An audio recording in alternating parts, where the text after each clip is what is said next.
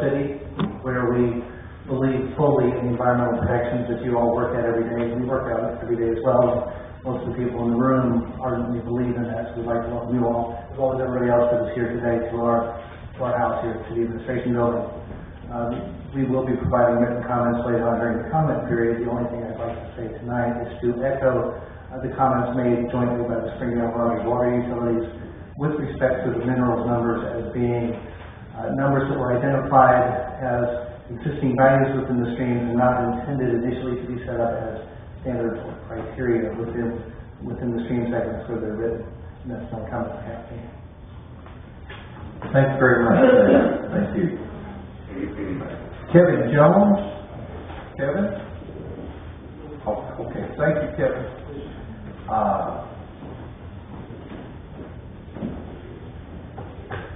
Aubrey James Shepherd. Aubrey?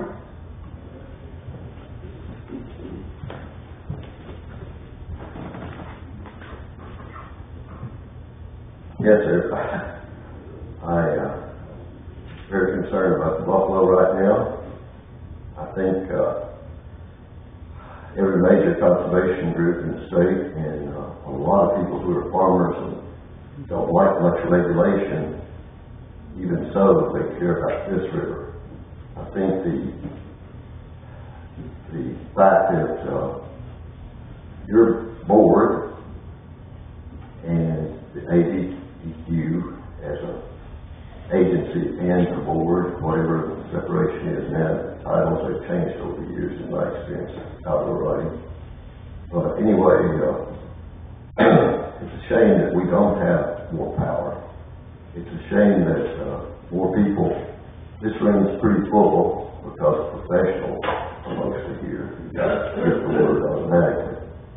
But the public, there's no way you can overshare this information with the public. People look at Facebook, videos on YouTube and other sharing groups of that sort, and Flickr photos, and I think it's important if you took a poll on a lot of your decision making, you might find overwhelming support to be stronger. And I think after what's going on with the Buffalo River, that'll be obvious to you.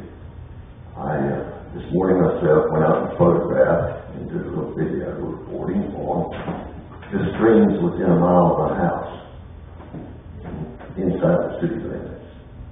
And there's construction going on there. There were silt fences, totally failed on these sites. Nearly all of them have failed over the years. Some people have the round nails, they strip along, water finds its way under. And there are no construction workers available on those rainy days to get out there and just put those back in place, hammer down the stanchions to hold the silt fence down, or those other, whatchamacallit. Anyway, please think about stronger regulation. And there are plenty of people, like experts here with us tonight, who can explain the reasons, not just in numbers, not just in particles per million and such things as that. That's all wonderful. But I can see silt going down the creek, and I know what it does to the creek. And you can see algae bloom. The ordinary outdoorsman recognizes clean water. And a lot more people in the cities want clean water. Thank you. Thank you very much, Tom. Robert Morgan? Robert?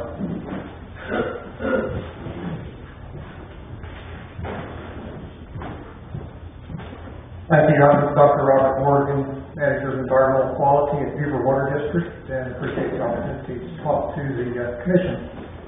I did serve on the work group that reviewed these last year, and consider that a privilege as well. Beaver Water District is going to make a written comment on the regulations, but tonight I want to just maintain my comments to Regulation 2.509, the site-specific criteria for nutrients. And there are two changes in that reg that need to be considered. The first one was that the current regulation provides effluent limits for phosphorus for wastewater treatment plants in what they call nutrient-limited watersheds. And that particular part of the reg is being removed. And we understand that the reason for that is that the ambient water quality standards is not the appropriate place for effluent limits to be placed. And we want to encourage the department to move rapidly to put those limits back into the appropriate document. The second one is just a few comments about the Beaver Lake standards, and those standards were the result, as several people have mentioned, of the work group that was pulled together by the department back in 2006, and the purpose for pulling that work group together was to develop a protocol for developing nutrient regs, or nutrient criteria, should I say, for lakes in Arkansas, and that was as was being strongly encouraged by EPA, if not required.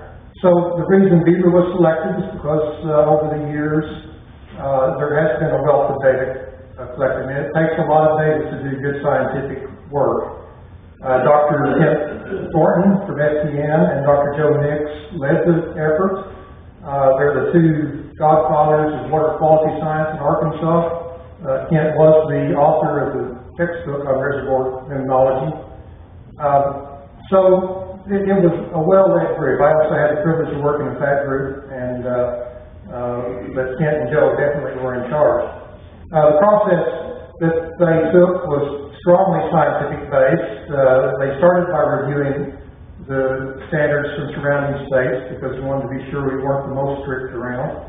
But then we went and we looked at ecoregion values, we looked at the percentile values for reference lakes and also for what's been going on in Beaver Lake. We did statistical analysis of the data, looking for the breakpoints where chlorophyll or problems start to show up, nuisance problems start to show up.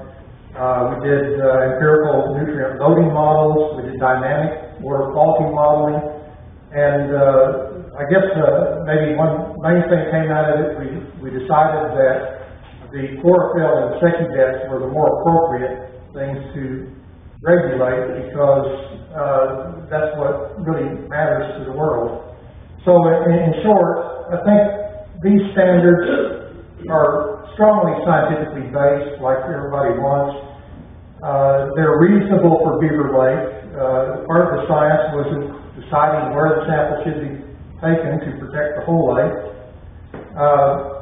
The proposed concentrations are those which are more or less are being met at this time, and they are numbers that require averaging, so one particular violation does not a violation make. So, in short, I think the addition of the nutrient standards for Beaver Lake somewhat replaces the loss of protection we got from the removal of the nutrient limits on the wastewater discharges. But it also provides badly needed protection for our resource, and the district fully supports the department's efforts in this proposal. Thank you. Thank you, Robert. Thank you very much. Mr. Dan Cootie? Dan? Thank you. And Mr. Charles Biddy, representing the Buffalo River, basically addressed my concern, and we've totally support his perspective. I want to make one observation of citizens across the state, across the United States, are spending more and more money to improve our wastewater, our effluent standards. EPA, the state EPA, the Departments of Environmental Quality require higher and higher standards, stricter standards that we must meet, and spend a lot of money to meet for that effluent. Point source pollution represents about 4% of the national water pollution. 96% is non-point source pollution. So we're spending more and more money to help solve 4% of the problem, while 96% of the problem is enjoying more and more lax regulation. So the more money we spend, the more polluted water we wind up with. So this has to change. We support the Buffalo River very much. Thank you. Thank you, Dan. And I believe our last commenter tonight is Ms. Sheila Roenfeld.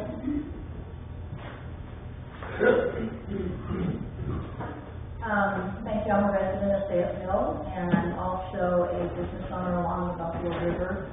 And I'm president of the Upper Buffalo River Merchants Association, and I'm a member of the Buffalo River Chamber. So I wanted to follow Mr. Shepherd's comments a little bit in regards to the my concern. I've been following the EDC, of course, with a farm that's actually under construction out near Mount Judy. And as a business owner, I have a rental business right along the tributary of the Buffalo River. And as a business owner, I am required to have my septic system evaluated and reported to the state every 6 months.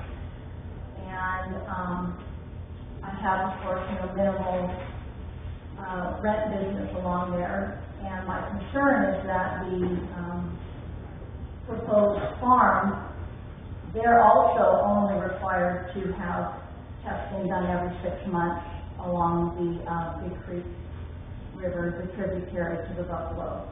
And of course, I have nowhere near 6,500 clients coming to my business, and I would like to see ADQ increase their commitment to evaluating the water quality along the Big Creek and the Buffalo River during this time. I am concerned as a citizen that ADQ has said they will not do another environmental assessment at the hog farm site because the National Park Service was excluded from the original assessment process, and I know there's been some communication back and forth. And I'm hoping that ADQ is willing to look at the items that they have pointed out. I would like to see them, if there's so much public resistance and outcry asking for some assessment. I don't understand why ADQ is at least this current time refusing to do another environmental assessment. The backer claims to be